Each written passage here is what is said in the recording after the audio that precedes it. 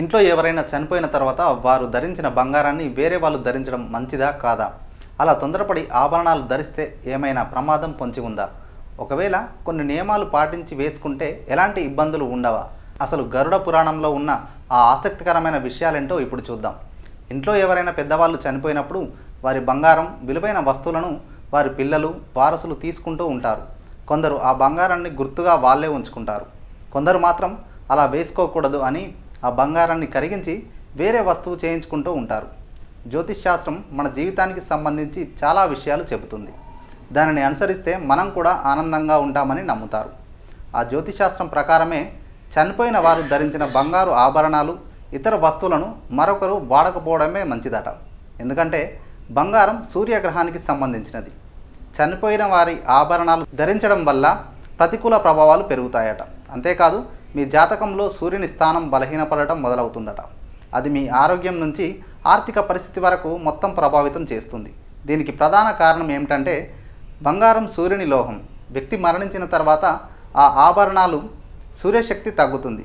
జీవించి ఉన్న వ్యక్తి ఆ నగలను ధరించినప్పుడు ఈ ఆభరణాల అనేక ప్రతికూల ప్రభావాలు అతని జీవితంలో కనిపించడం ప్రారంభిస్తాయి.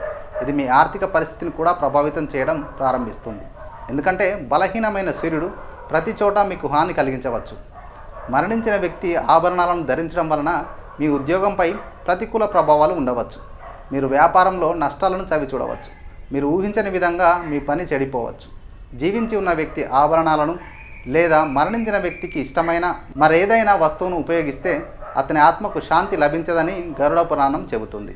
ఇలా చేయడం ద్వారా మరణించిన వ్యక్తి ఆత్మ ఎల్లప్పుడూ సమీపంలో ఉంటుంది. మోక్షం కూడా లభించదట. ఎవరైనా ఇలా చేస్తే చనిపోయిన వ్యక్తి ఆత్మ ఆకర్షణ ఎల్లప్పుడూ జీవించి ఉన్న వ్యక్తుల పట్ల ఉంటుంది. అది పితృదోషానికి కూడా కారణం కావచ్చు. ఈ కారణంగా మరణించిన వ్యక్తి ఏదైనా ప్రియమైన వస్తువును, ముఖ్యంగా ఆభరణాలను ఉపయోగించకుండా ఉండడమే మంచిది. కావాలంటే గుర్తుగా ఓ చోట ఉంచుకోవచ్చు.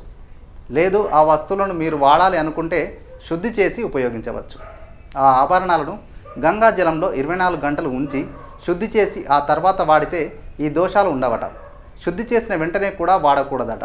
పసుపు దారంతో కట్టి 21 రోజులు పక్కన ఉంచి ఆ తర్వాత ధరించవచ్చట. అలా కాదు అంటే ఆ బంగారాన్ని కరిగించి మళ్ళీ కొత్తగా చేయించుకోవచ్చు.